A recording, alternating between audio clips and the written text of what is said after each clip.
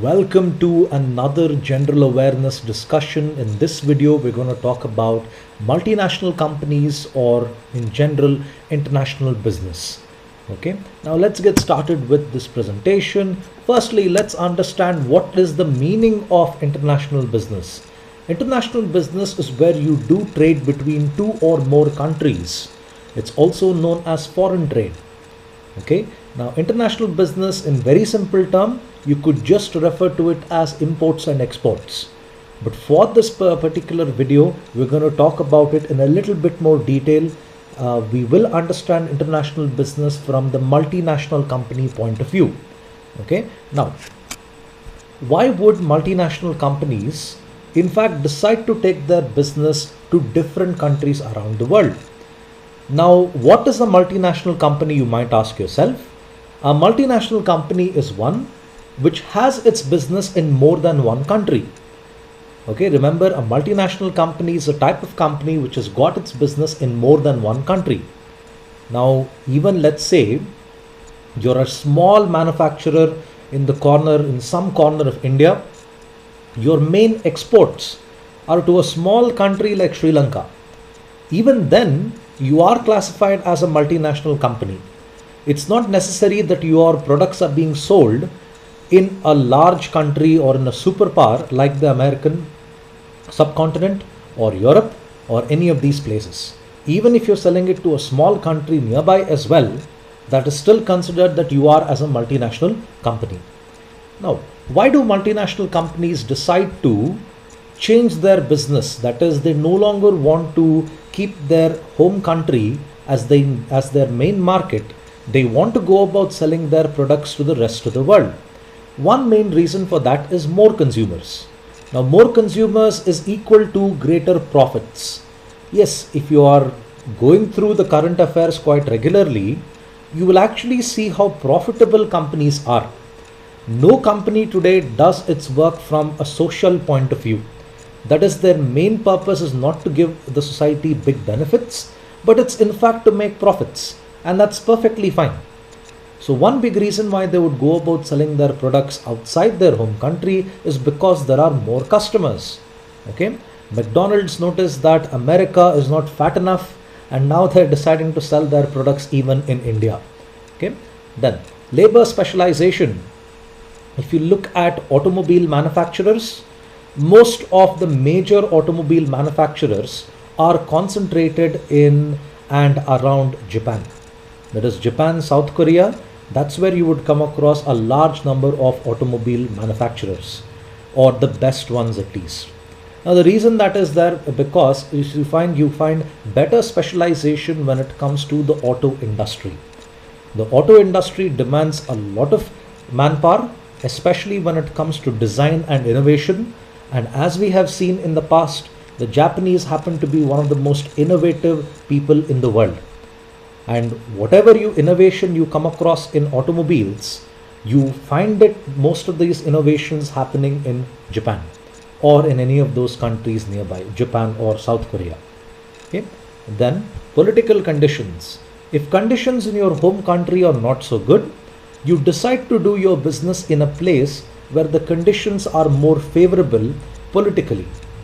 Now, for example, if you are a company which is there in Egypt or in Libya or in any of these countries which lack political stability, you will find it extremely difficult to do your business there because of constant rioting, constant bad political management.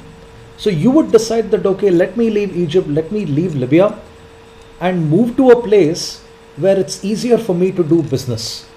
Now, I can say the same even for a domestic business as well in India.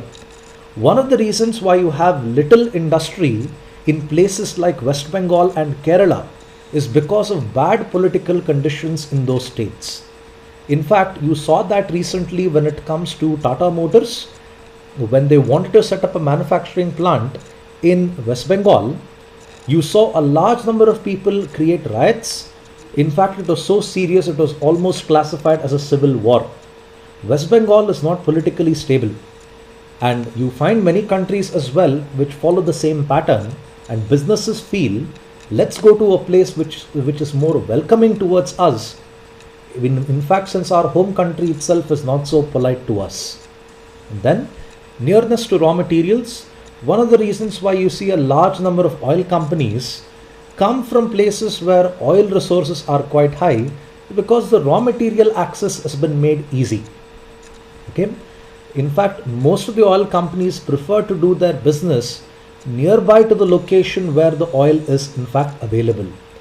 Now, many of the oil wells in the world happen to be around the Gulf, Northern Africa. Many multinational companies prefer to set up their refineries there because it reduces the cost of transport. I mean, especially American companies are known for doing this. Mobil is one of them. Mobil has refineries in Uganda, Sudan, Northern Africa, and many countries around the Sahara. They have this because most of the oil wells happen to be there. It's not really possible for them to set up a pipeline all the way from the Sahara towards America. You can imagine how that distance is. You have to cross the whole Atlantic with that pipeline. The cost is going to be exorbitant. So rather than that, they prefer to keep their manufacturing closer to the raw material location itself because it reduces cost. And then, factors of production made more suitable. What better example for this other than China? One major cost for manufacturing is human capital. That is, paying your employees who are supposed to work. Now, any company tries to minimize this particular cost because it's one of the most expensive there is. One of the reasons why you find a lot of manufacturing happening in China is because the raw materials available there, particularly when I say raw materials, I mean here human capital, which is the major input for manufacturing, that happens to be available at low cost. And that's one of the reasons why you see pretty much everything is in fact made in China. There is even an old joke, I think by Robin Williams. He says even the free Tibet stickers are made in China. So you can see what these guys actually do. They pretty much make everything. Now,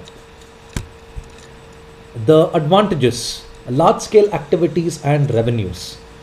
McDonald's likes to pride itself when they say they've sold billions of burgers worldwide. You can actually imagine how many outlets this company must have in order to sell so many. This is not something which is easy to comprehend. This is an extremely large number we're talking here. All multinational companies are known for their large scale activities. I mean, just visit the websites of TCS, Infosys, or even Bharti Airtel. They will tell you with how many different locations they are actually doing their business. Airtel recently expanded their activities towards Africa, Singapore and Malaysia and even Sri Lanka. Now all that is going to add to their expansion and increase the activity of Airtel's business. You will see in fact a large number of African countries subscribing to Airtel service. I mean, it's already happened and they're doing quite well there. Then access to inputs. Inputs here refers to people, materials, energy and even building. Now the best example for this, like I said, is China. One of the reasons why the Chinese country is in the Chinese people are doing so well in the world of manufacturing is not only because the cost of labor is low. In fact, the Chinese government in fact welcomed these people.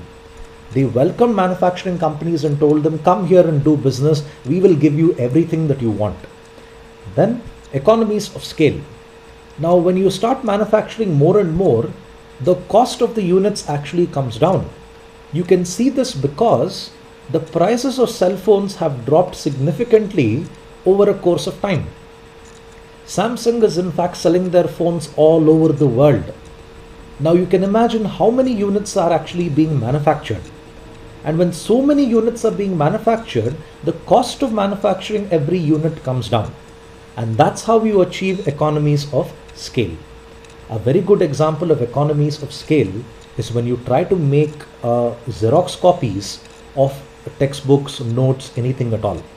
You may have noticed if you're making say 100 plus copies, okay, 100 plus pages, the printer might go about giving you a concession.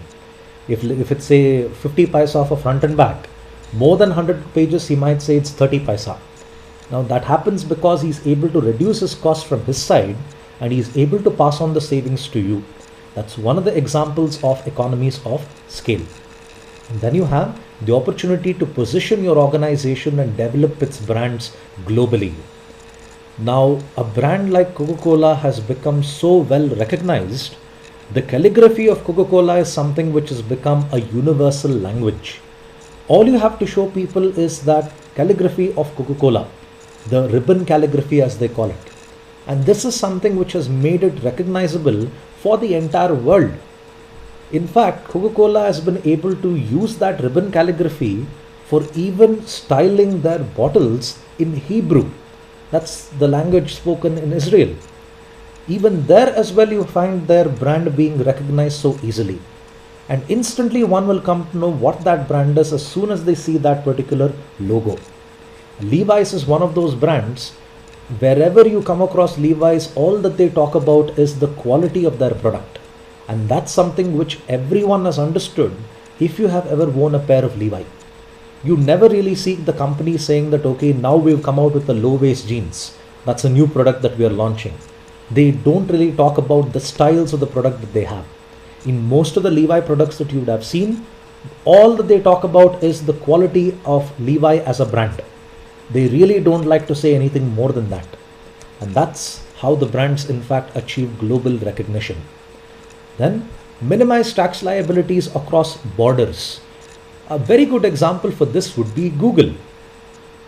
Now, listen to this carefully because it's a very, very interesting scenario on how Google is able to reduce its overall tax liability and hardly pay anything to the American government when they go about claiming for their taxes.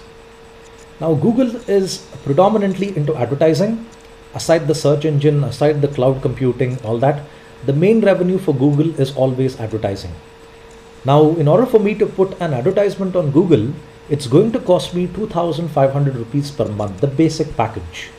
Now, this money, I'll be paying this through credit card. The money from India, from me, from Bangalore, is going to go all the way to Ireland.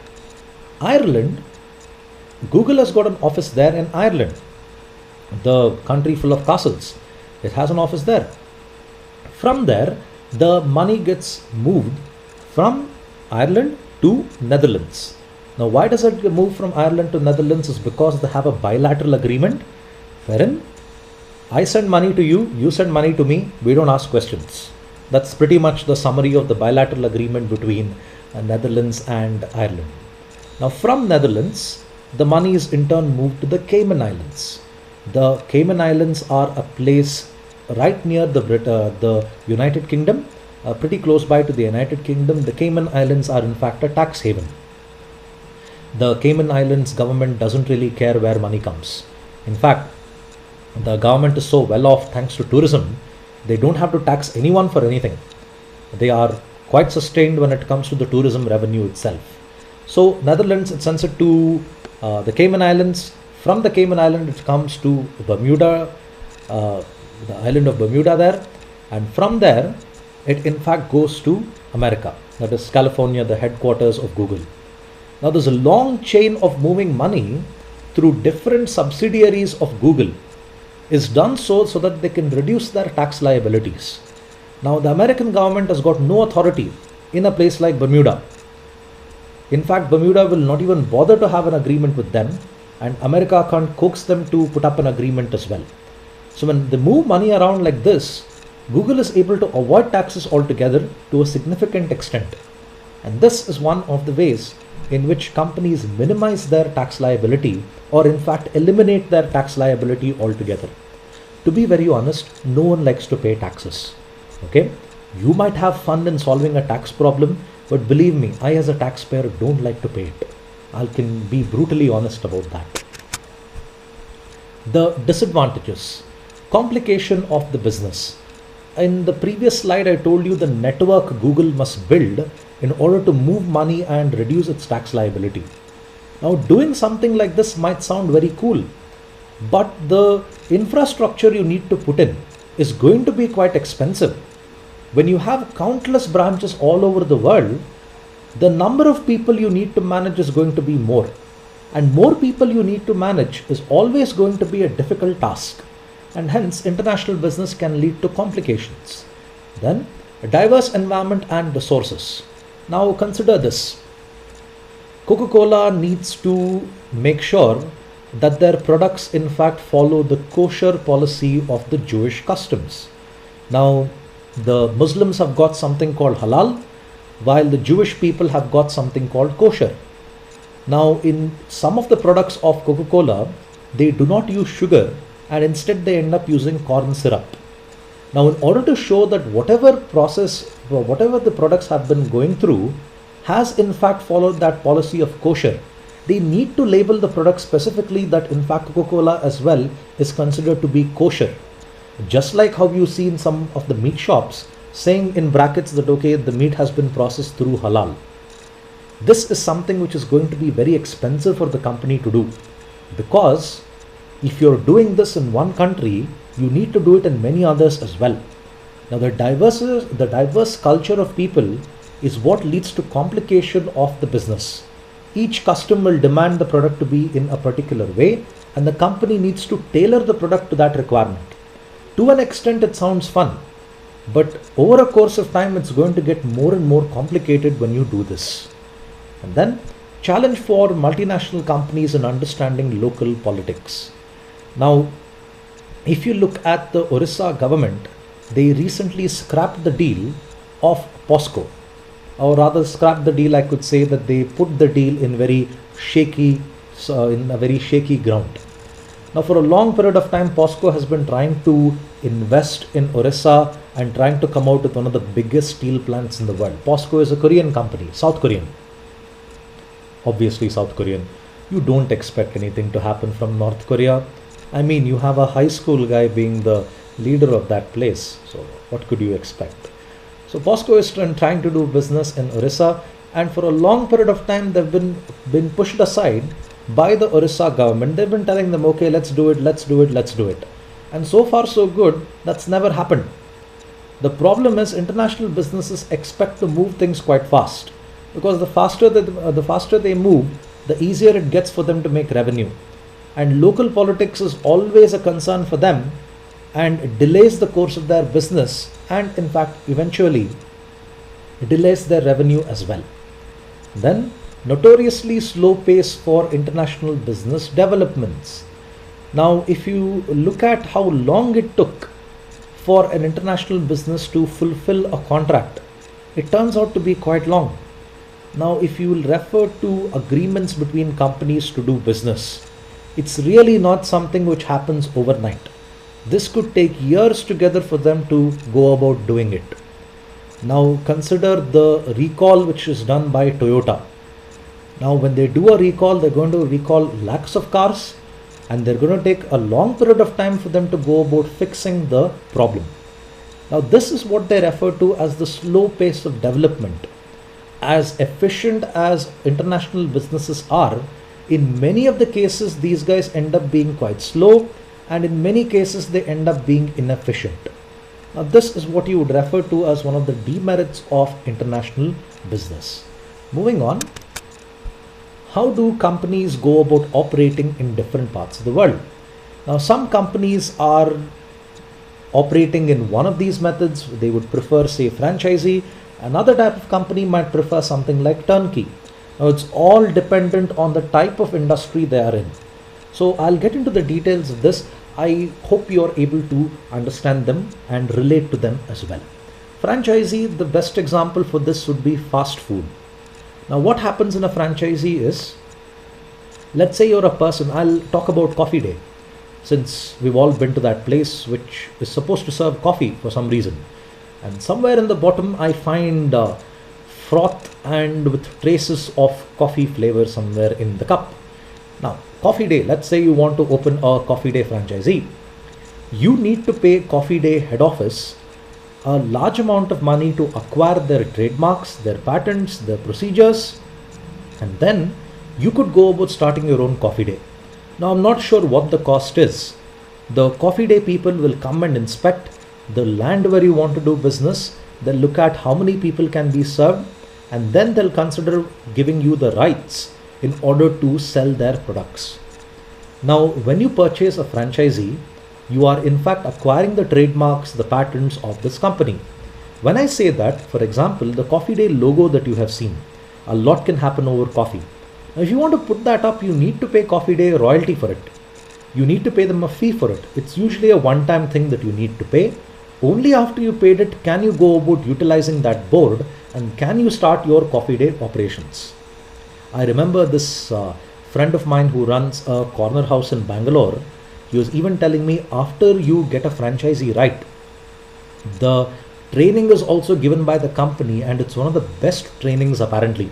And this is in respect to corner house. He was telling me how Death by Chocolate, the cake for Death by Chocolate is actually made. They have a very secret recipe on how this is actually made, and that's what makes Death by Chocolate from Corner House so unique. So they even give you very high quality training on how you're supposed to do, even make the products that is there in the menu card. All that is in fact part of franchisee. Fast food, like I said, McDonald's, Taco Bell, that happens to run on a franchisee mode of business. And then you have licensing. Licensing, a good example for licensing would be the KTM bikes, which happen to be made by Bajaj Group. Now, Bajaj Auto is actually making the KTM bikes. Why can't KTM make it on its own here?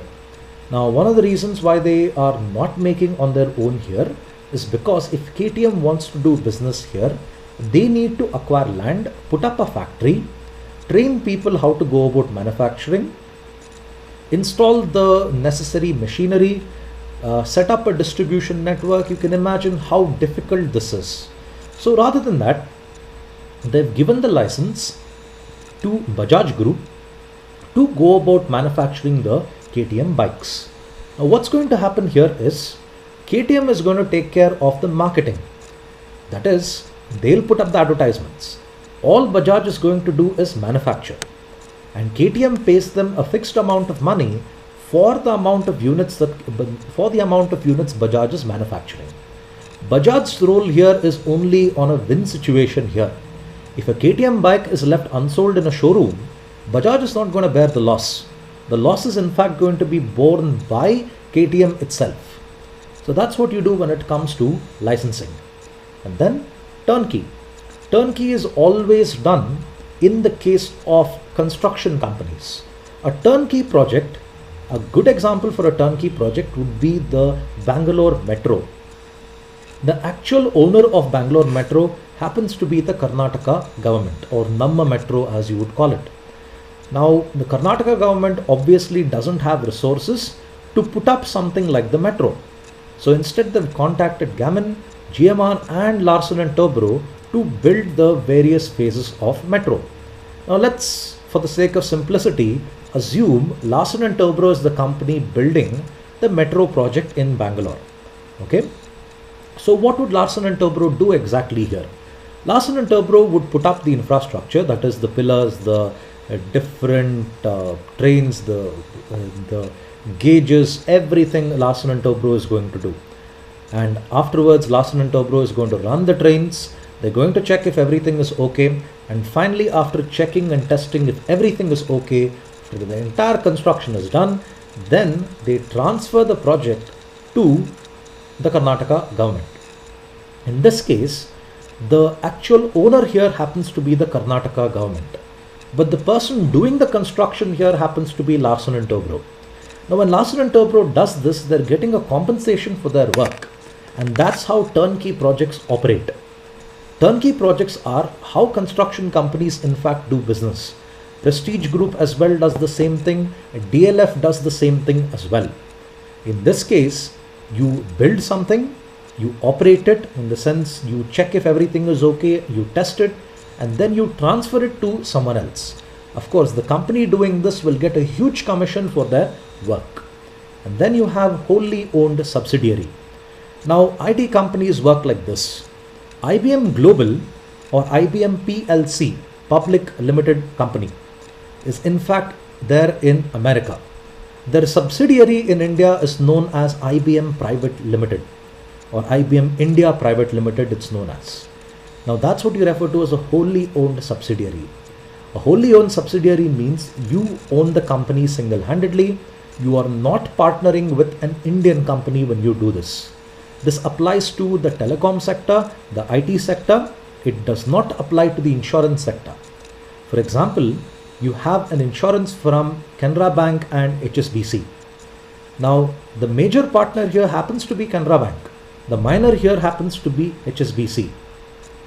HSBC does not have a wholly owned subsidiary in India when it comes to the insurance business. And then joint venture. The best example for joint venture, Hero Honda. For a hilarious advertisement of Hero Honda, check out Sourav Ganguly dancing. It's an old advertisement of Sourav Ganguly and Hrithik Roshan. It's actually quite funny to see Sourav dance. No disrespect, but it's really funny to see him dance. So what did Hero Honda actually do here? Honda is a Japanese major and Hero of course is an Indian major. Now a joint venture is defined as a strategic alliance. I know that sounds like a really cool word, but that's how they call it. Now a joint venture here, Hero wants to improve its technology, Honda wants to gain its market in India. Now remember, when Honda came to India, no one knew what it was. We did not have internet to Google and find out, okay, is Honda a big brand? So what did Honda do here? They partnered with an Indian company and they decided to do business in India. So you had Hero Honda CBZ, one of the most popular bikes in the country. So how did that work? Honda here is going to supply the technology while Hero is going to supply the customers. As in, Hero is going to make sure that Honda gets its necessary customers. For both the parties here, it's going to be a win-win situation. Honda is going to establish itself as a major brand in the country. Hero, on the other hand, is going to be exposed to a very large amount of high-quality technology, which was not possible otherwise. So that's what you do when it comes to a joint venture. Joint ventures are always temporary yet long-term agreements. The agreement between Hero Honda was more than a decade. You come across this even with Kawasaki Bajaj, TVS Suzuki, even that happened to be a joint venture agreement. On the other hand, some joint venture agreements don't last very long. Like you saw that with Mahindra and Renault. They came out with the Logan car and unfortunately the Logan didn't really meet the expectations and the company had to cut short their agreement. So this is what you would refer to as a joint venture. Like I said, each of these different ways in which a multinational company does business is purely dependent on the sector of industry they are part of. Franchisee, fast food, food and beverage, licensing, automobile manufacturing, turnkey construction, wholly owned subsidiary, telecom and service sector, joint venture also in the case of automobiles. Okay, licensing is usually manufacturing in general. Joint ventures, the best example I could think of would be automobiles itself. Okay, I hope you found this video helpful. If you have any queries, do leave them in the comment section. Thank you for your time. Subscribe to my videos. Have a nice day.